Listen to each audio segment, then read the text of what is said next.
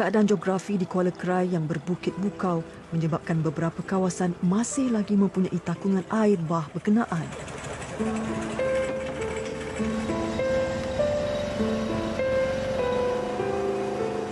Bagi memudahkan pergerakan, pihak APM memilih untuk menggunakan bot jenis amfibia sebagai pengangkutan ketika menjalankan operasi.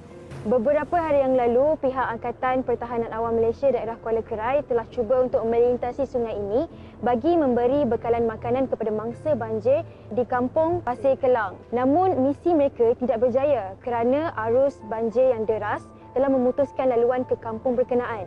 Jadi hari ini, saya bersama dengan Persatuan Asnaf Harapan Daerah Kuala Krai diketuai oleh pihak APM untuk sekali lagi mencuba melalui kawasan ini bagi memberi bantuan bekalan makanan kepada 2 buah keluarga yang dikatakan masih lagi terkandas.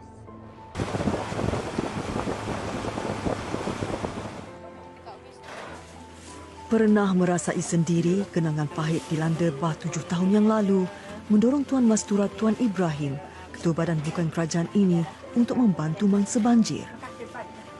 Macam saya cuba sedaya upaya untuk membantu sebab masa 2014 kami memang terseksa lah. Jadi saya mengambil inisiatif untuk membantu masa-masa banjir tak mahu terjadi, tak mahu berulang peristiwa 2014 tu.